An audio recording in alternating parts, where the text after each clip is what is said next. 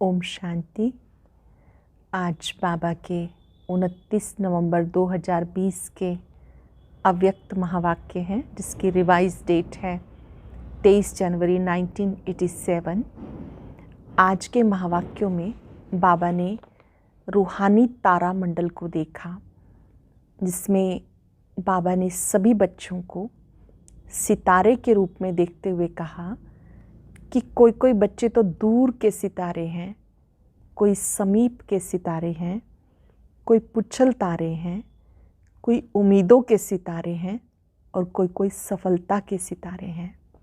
सर्वश्रेष्ठ हैं सफलता के सितारे। बाबा ने बहुत सुंदर और गहरी बात कही कि जो सफलता का सितारा होगा उसको कभी भी अपनी सफलता का अभिमान नहीं होगा, अपनी सफलता का वो कहीं वर्णन नहीं करेगा, बल्कि वो बाबा की महिमा करेगा। वो बहुत नम्रचित्त, निर्माणचित्त होगा, नव निर्माण करने वाला होगा। उसकी स्थिति एकरस होगी। लोग उसकी महिमा करेंगे, लेकिन वो बाबा की महिमा करेगा। और एकरस स्थिति होने के कारण वो सदा विघ्न विनाशक होंगे। उन्हें ड्रामा की भी स्मृति होगी। बाबा ने कहा कभी कभी वो सितारे जो प्रकृति के हैं, टूटकर जब गिरते हैं तो पत्थर बन जाते हैं। यहाँ पर भी चलते चलते अगर किसी के निश्चय में कमी आ गई, स्वयं की धारणाओं में कमी आ गई, तो ऐसी आत्माएं पत्थर बुद्धि बन जाती हैं। उनको कितना भी कोई अच्छी बातें रियलाइज़ कराओ तो उन्हें अच्छी अनुभव नहीं होती हैं। वो बातों को बदलते रहेंगे, स्वयं को बदलने की नहीं सोचेंगे। तो यहाँ भी चलते चलते कोई कोई पत्थर बुद्धि बन जाते हैं। फिर बाबा ने बहुत सुंदर बात कही कि आप बाबा के पास आए हो तो आप निर्विघ्न आत्मा बनो, विघ्न विनाशक बन जाओ। विघ्न भले आए पर आपकी स्थिति को ना बिगाड़े। अगर विघ्न आए, आपकी स्थिति को हिलाकर चले गए, तो उसे निर्विघ्न नहीं कहेंगे। विघ्न आए आपको अनुभवी बनाने के लिए, शक्तिशाली बनाने के लिए, तो आपको विघ्नों में घबराना नहीं, क्योंकि बाप स्वयं साथ दे रहा है। जिसे ये स्मृति है बाबा मुझे साथ दे रहा है, तो विघ्नों में घबराएंगे नहीं, बल्कि पाठ सीखकर शक्तिशाली बनकर आगे बढ़ते रहेंगे। फिर बाबा ने कहा कि आप बाबा के बगीचे के गुलाब हो, सदा रूहानी स्थिति में रहो। अपने को रूह समझकर दूसरों को भी रूह की दृष्टि से देखो, तो देहाभिमान समाप्त हो जाएगा। देहाभिमान के कारण ही सारे विघ्न उत्पन्न होते हैं। जब आप रूह समझते हो, रूहानी स्थिति में रहते हो, तो सब समस्याएं समाप्त हो जाती हैं और आपकी खुशबू दूर दूर तक जानी चाहिए।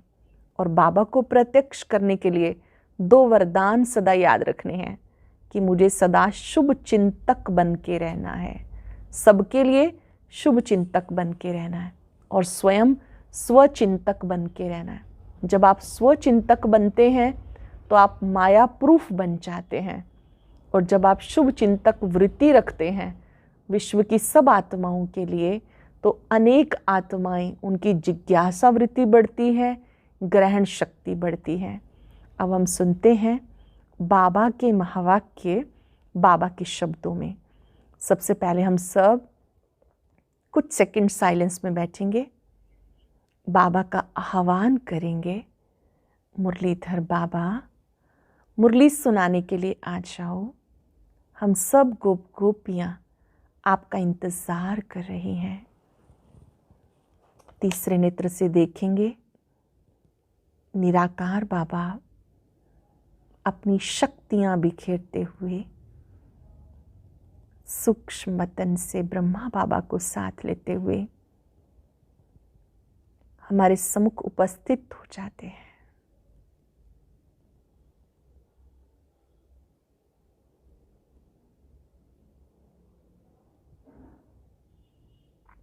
अब हम एकाग्र होकर सुनेंगे, डायरी पेन लेकर बैठेंगे।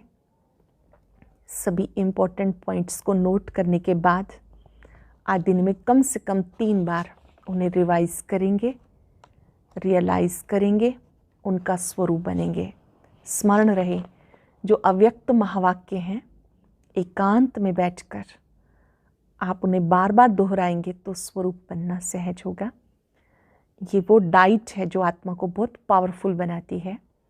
ये अव्यक्त महावाक्य हमारी स्थिति को भी श्रेष्ठ बनाते हैं और प्रैक्टिकल में इनको हम अपने जीवन में यूज़ करेंगे।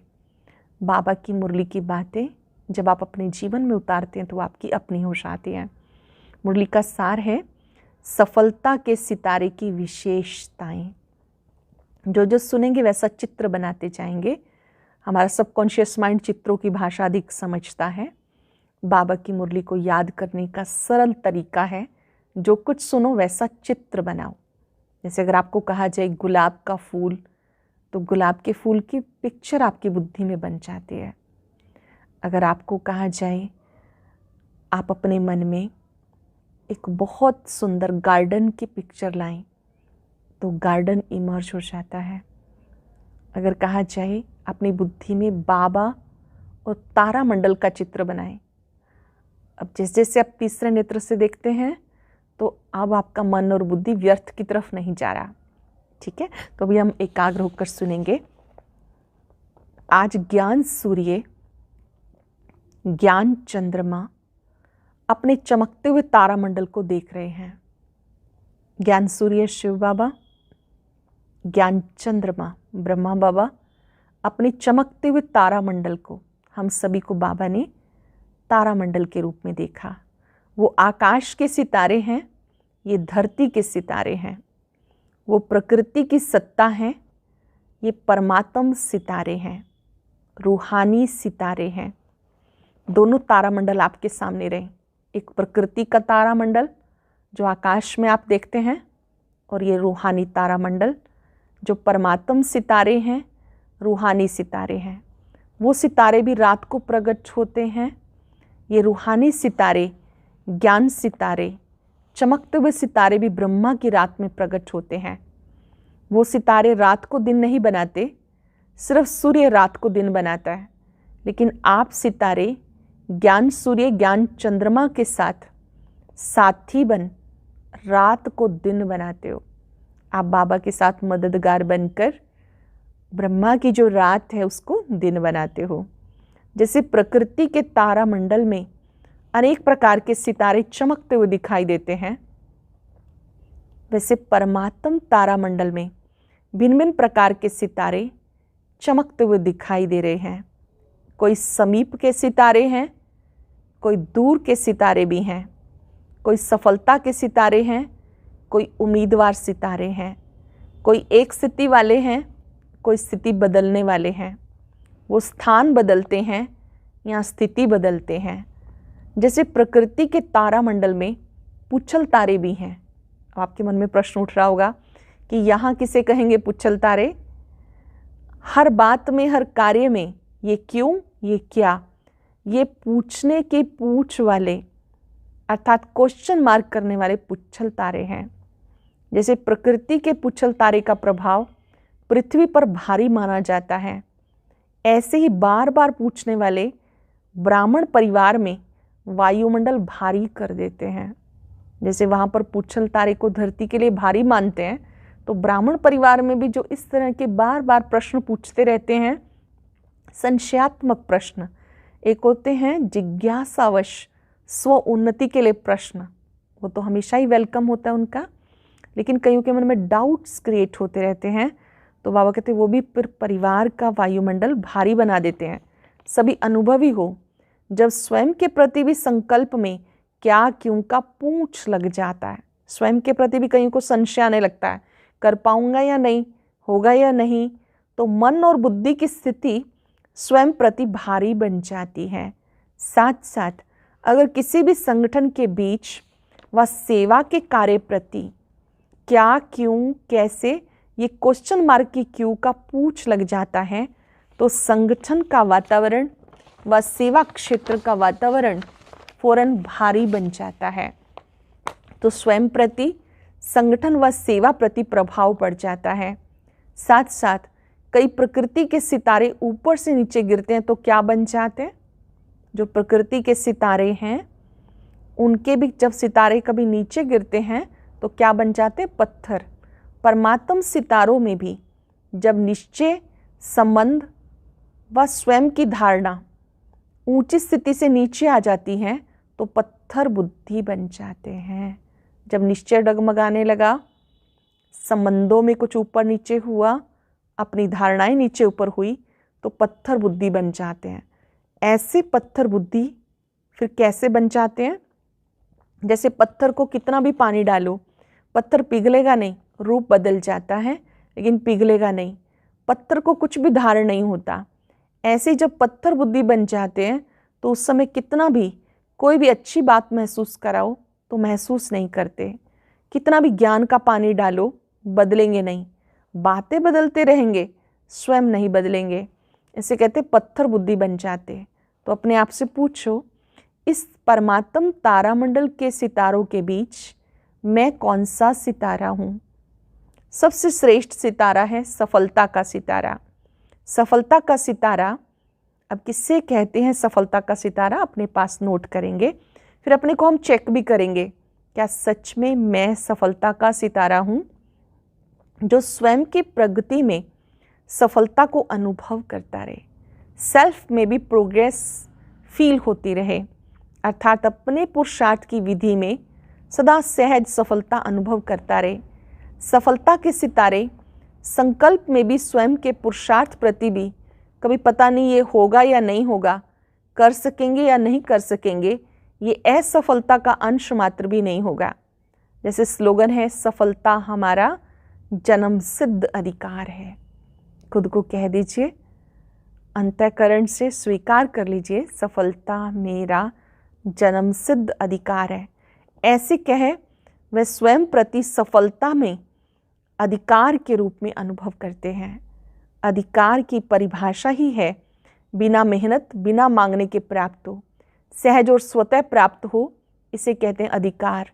ऐसी एक स्वयं प्रति सफलता, दूसरा अपने संबंध संपर्क में आते हुए ब्राह्मण आत्माओं के चाहे लौकिक या लौकिक कार्य के संबंध में सर्व संबंध संपर्क में आते कितना भी मुश्किल बात को सफलता के अधिकार के आधार से सहज अनुभव करेंगे, अर्थात सफलता की प्रगति में आगे बढ़ते जाएंगे।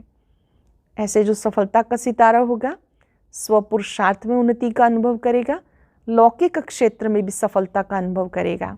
हाँ, समय लग सकता है, सफलता का अधिकार प्राप्त होकर ही रहेगा। ऐसे स्थूल कार्य व अलौकिक सेवा का कार्य, दोनों के कर्म में सफलता के निश्चय बुद्धि विजयी रहेंगे। कहाँ कहाँ परिस्थिति का सामना भी करना पड़ेगा, व्यक्तियों द्वारा सहन भी करना पड़ेगा, लेकिन वो सहन करना उन्नति का रास्ता बन जाता है। परिस्थिति का सामना करते परिस्थिति स्वस्थिति के उड़ती कला का साधन बन जाएगी। जो परिस्थिति है वो उड़ती कला का साधन बन जाएगी, अर्थात हर बात में सफलता स्वतः सहज और अवश्य प्राप्त होगी। सफलता का सितारा, उसकी विशेष निशानियाँ चेक करेंगे हम अपने आप को। कभी भी स्वयं की सफलता का अभिमान नहीं होगा, वर्णन नहीं करेगा, अपने गीत नहीं गाएगा, अपनी सफलताओं का वर्णन नहीं करेगा, अपने गीत नहीं गाएगा, लेकिन जितनी सफलता उतना नम्रचित्त, निर्माण, निर्मल स्वभाव वाला होगा। जितनी सफलता उतना नम्रचित्त, निर्माण और निर्मल स्वभाव। दूसरे उसके गीत गाएंगे, वो स्वयं सदा बाबा के गुण गाएगा। सफलता का सितारा कभी भी क्वेश्चन मार्क नहीं करेगा, सदा बिंदी रूप में स्थित रहे, हर कार्य में औरों को भी ड्रामा की बिंदी स्मृति दिलाए, विघ्न विनाशक बनाए, समर्थ बनाए, सफलता की मंजिल के समीप लाता रहेगा। सफलता का सितारा हद की सफलता की प्राप्ति को देख, प्राप्ति की स्थिति में बहुत खुशी, परिस्थिति आई व प्राप्ति कुछ कम हुई तो खुशी भी कम हो जाए, ऐसे स्थिति परिवर्तन करने वाला नहीं होगा। कभी भी वो उसकी स्थिति नहीं परिवर्तित होगी, अर्थात वो बेहद का सफलता मूर्त एक स्थिति पर स्थित होगा। चाहे बाहर की परिस्थिति व कार्य में बाहर के रूप में औरों को सफलता अनुभव हो, लेकिन सफलता का सितारा असफलता की स्थिति के प्रभाव में ना कर सफलता के स्वस्थिति से असफलता को भी परिवर्तन कर लेगा। यह है सफलता के सितारे की विशेषताएं। अच्छा, सदा रूहानी श्रेष्ठ सितारों को बाप दादा याद प्यार दे रहे हैं।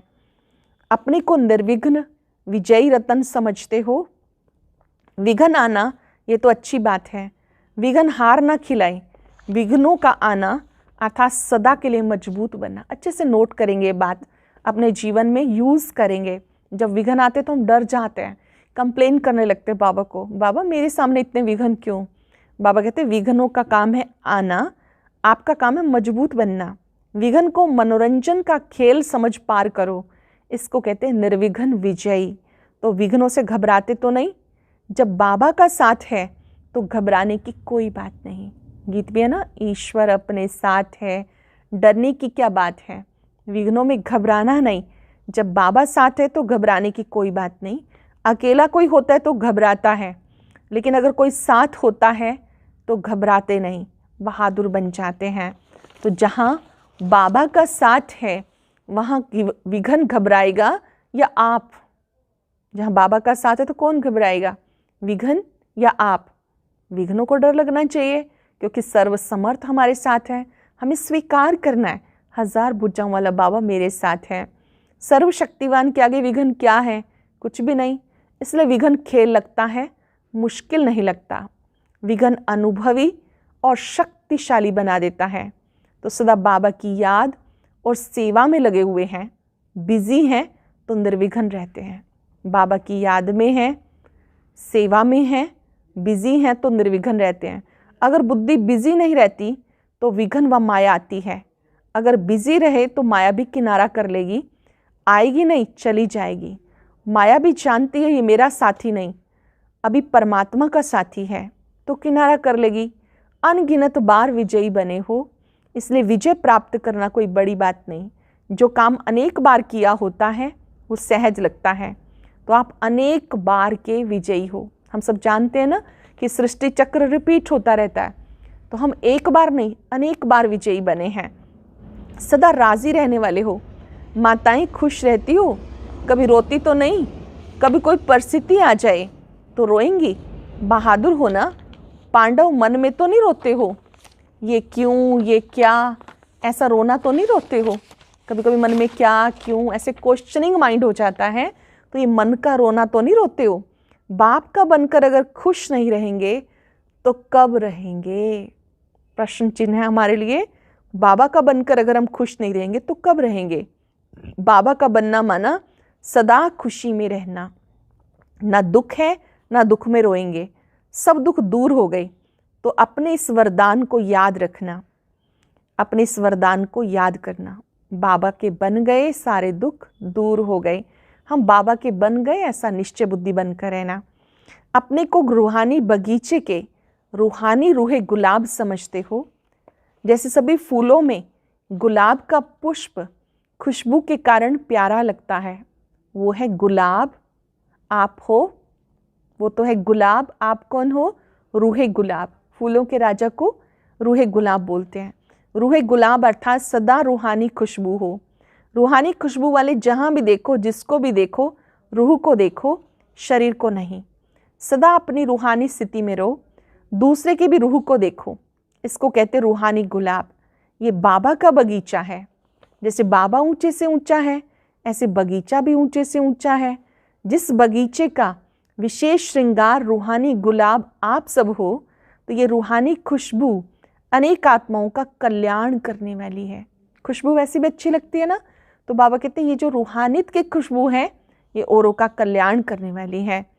आज विश्व में जो भी मुश्किल आते हैं, उसका कारण है कि एक दो को रूह नहीं देखते। जितनी भी प्रॉब्लम्स आ रही हैं, उसका मूल कारण क्या है? एक दूसरे को रूह नहीं देखते, देह अभिमान में रहते हैं। देह अभिमान के कारण सब समस्याएं हैं। देही अभिमानी बन जाएं तो सब समस्याएं समाप्त हो जाएं। तो सदा रूहानी गुलाब विश्व पर रूहानी खुशबू फैलाने के निमित्त हो। ऐसे नशा रहता है, कभी एक कभी दूसरा नहीं। सदा एक्रस स्थिति में शक्ति होती है। एक्रस स्थिति में रहेंगे तो शक्ति होती है, स्थिति बदलने से शक्ति कम हो जाती है।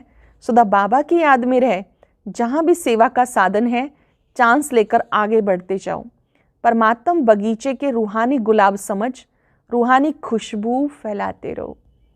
परमात्म बगीचे का रूहानी गुलाब समझ रूहानी खुशबू फैलाते रहो। कितनी मीठी रूहानी खुशबू है, जिस खुशबू को सब चाहते हैं। ये रूहानी खुशबू अनेक आत्माओं के साथ साथ अपना भी कल्याण कर लेती है। बाप दादा देखते हैं कितनी रूहानी खुशबू कहाँ कहाँ तक फैलाते हैं। जरा भी कहीं देवमान मिक्स हुआ तो रूहानी खुशबू ओरिजिनल नहीं होगी। सदा रूहानी खुशबू से औरों को खुशबूदार बनाते चलो। अचल हो, कोई भी हलचल हिलाती तो नहीं। कुछ भी होता है सुनते देखते थोड़ा भी हलचल में तो नहीं आ जाते। जब नथिंग न्यू है तो हलचल में क्यों आए। कोई नई बात हो तो हलचल हो। ये क्यों क्या अनेक बार अनेक कल्प हमारी जीत हुई है, इसलिए ड्रामा पर निश्चय बुद्धि। क्या क्यों नहीं करना, कल्प कल्प जीत हुई है निश्चय बुद्धि। सर्वशक्तिवान के साथी हैं, इसलिए बेपरवाह बादशाह। सब फिक्र बाबा को दे दिए तो सदा स्वयं बेफिक्र बादशाह। सदा रूहानी खुशबू फैलाते रहो तो सारे विघ्न खत्म हो जाएंगे। लक्ष्य रखो, रूहानी खुशबू को फैलाना है तो विघ्न खत्म हो जाएंगे। अच्छा, मीठे मीठे सिक्के लदे बच्चों प्रति माता पिता बाप दादा का याद प्यार गुड मॉर्निंग। रूहानी बाप की रूहानी बच्चों को नमस्ते। रूहानी बच्चों की रूहानी बाप दादा को नमस्ते, गुड मॉर्निंग। शुक्रिया बाबा, शुक्रिया। अब धारणा के लिए सार।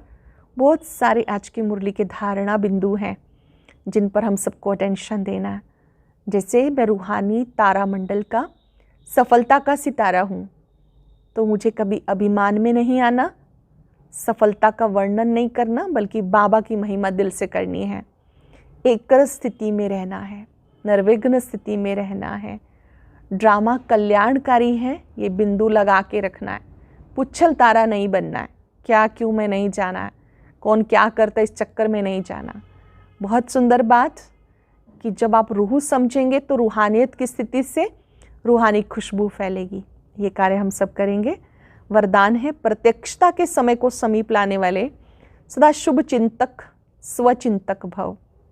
प्रत्यक्षता के समय को समीप लाने वाले सदा शुभ चिंतक स्वचिंतक भव। सेवा में सफलता का आधार है शुभ चिंतक वृत्ति, क्योंकि आपकी ये वृत्ति आत्माओं की ग्रहण शक्ति जिज्ञासा को बढ़ाती है, जिससे वाणी की सेवा सहज हो जाती है। स्वयं के प्रति स्वचिंतन करने वाली स्वचिंतक आत्मा सदा माया प्रूफ, किसी की भी कमजोरियों को ग्रहण करने से व्यक्ति व वैभव के आकर्षण से भी प्रूफ हो जाती है।